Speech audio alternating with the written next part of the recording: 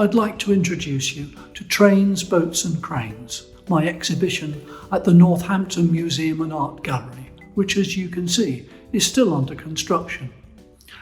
I haven't had an exhibition at this museum for about 30 years, and it's been great to know that we've kept in touch. Sometimes I visit and see one of my works on display, so I'm very pleased to have my work on show here. This exhibition brings together 50 years of work, from student days right up to prints created in the last year. In this film, I'm going to talk briefly about the different themes on show and the artists who have inspired me.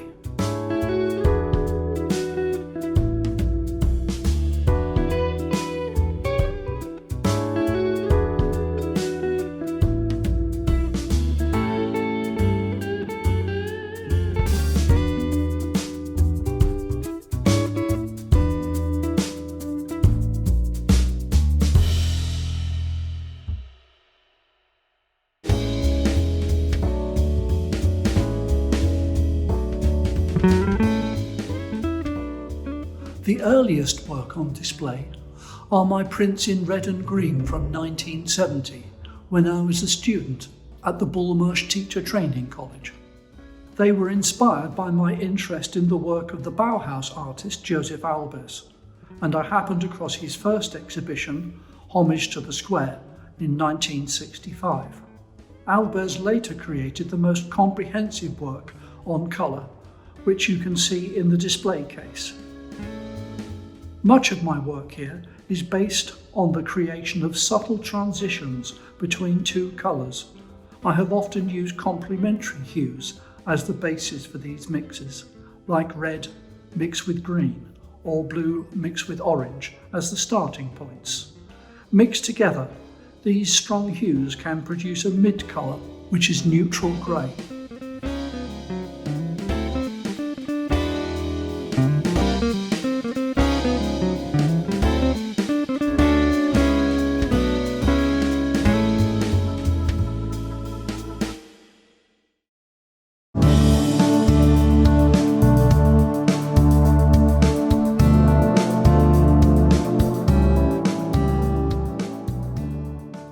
The canal section of the exhibition features prints which I started making about the canal in the late 1970s, but it also contains some work that I've made about the same area in the 2020s.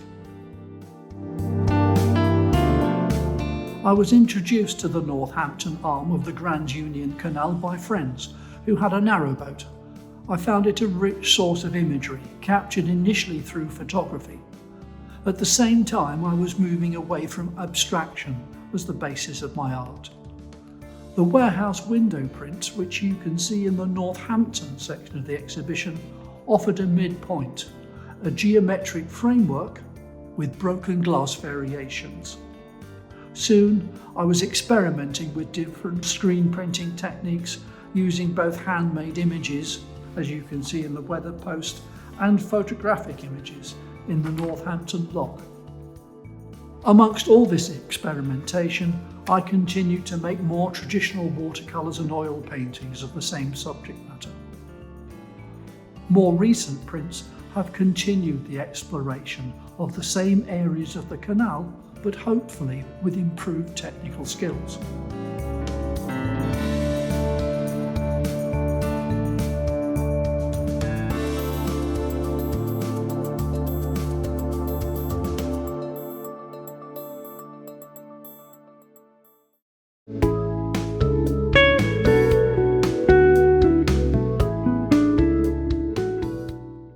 Northampton.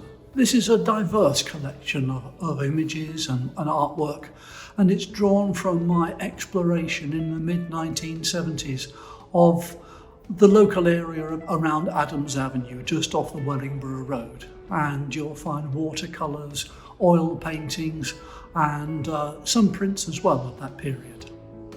I looked at the area of near Cotton and the river. I made my first experiments with dry point intaglio and some of the local countryside.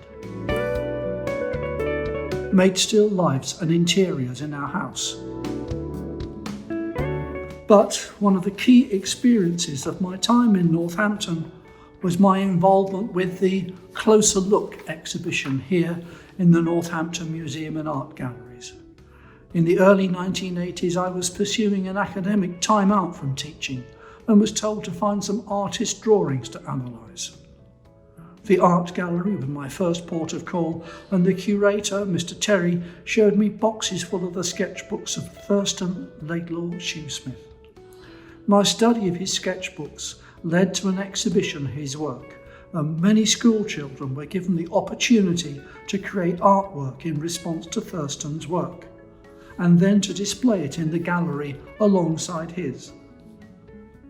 Having been gifted 2 of his watercolours, we hung one in our breakfast room, and it came to be incorporated into a complex still life that you see in Lunch with Thurston.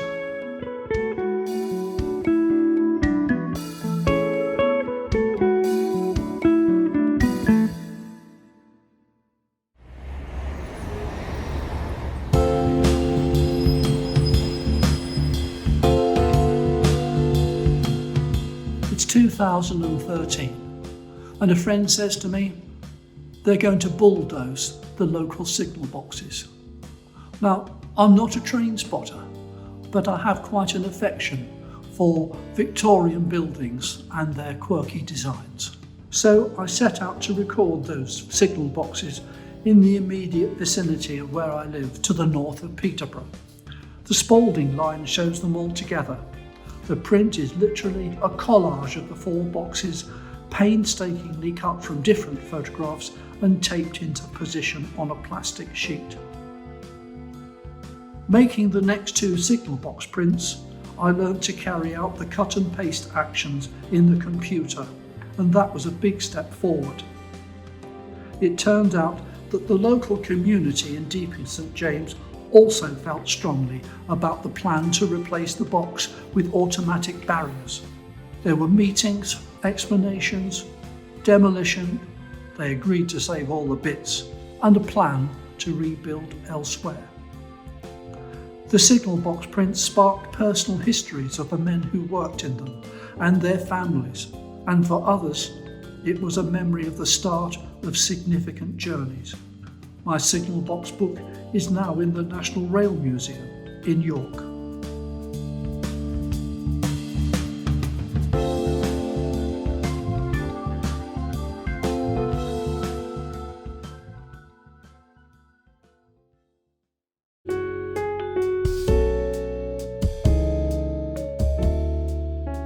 I discovered Gerd Viller's prints of the London Docklands in the early 1970s.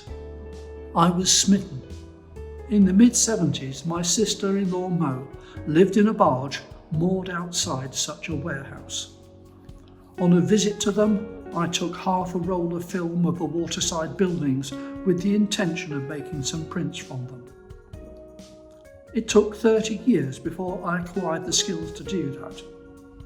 The Rotherhithe Suite is the first series of prints where I planned out a sequence of images. You can see from the Rotherhithe waterfront that the image is made from 4 superimposed greys.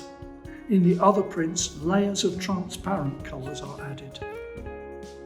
In 2016, the Rotherhithe Suite was accepted by the Museum of London into their collections.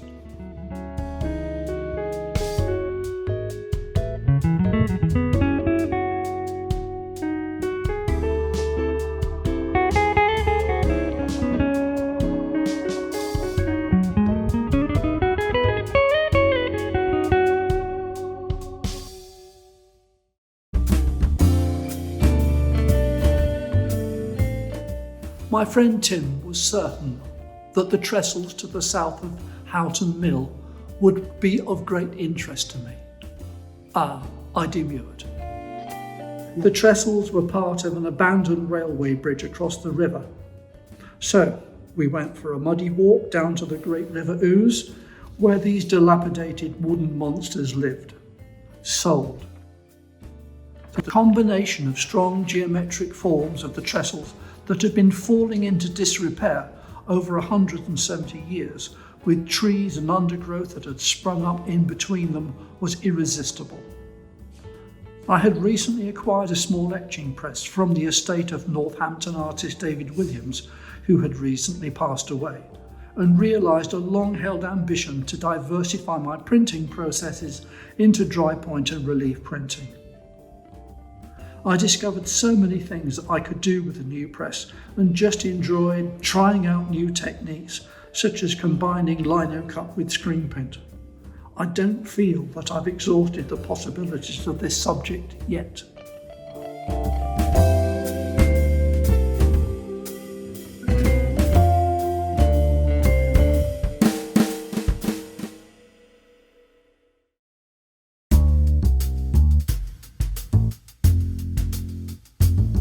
In 1981, I went to the Hayward Gallery to see an exhibition called Picasso's Picassos. It was the first time I'd had an opportunity to see a lot of his work in one place. Why didn't someone tell me what a great artist Picasso was? This was my first opportunity to see a lot of his work in one exhibition. In 1992, the Grand Palais hosted Picasso and Things, an exhibition of his still life paintings. I took my family to Paris, and it was the best Picasso exhibition ever for me. We had made Picasso our focus artist for our Year 7 classes, and the project was to make a card relief.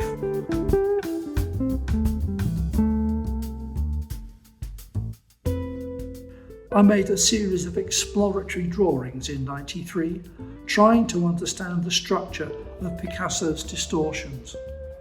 I revisited those drawings over a number of years, often using the same design in different media: dry point, lino, screen print. There are also a series of mealtime themed prints. Breakfast and dinner are in this section, while lunch has migrated to the Northampton sequence of work, and that's Lunch with Thursday.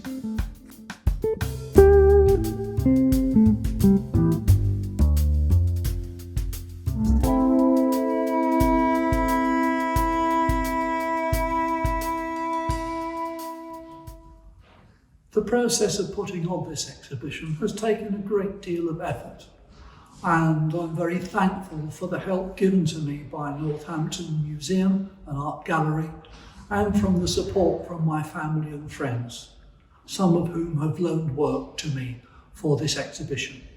A special thank you to my wife Maggie, who has continued to encourage me, especially through some recent difficult times. Vicky and Beth have been the kindest of curators, tolerating my and another thing as we've gone through the exhibition. The exhibition transfers to Peterborough in June of this year.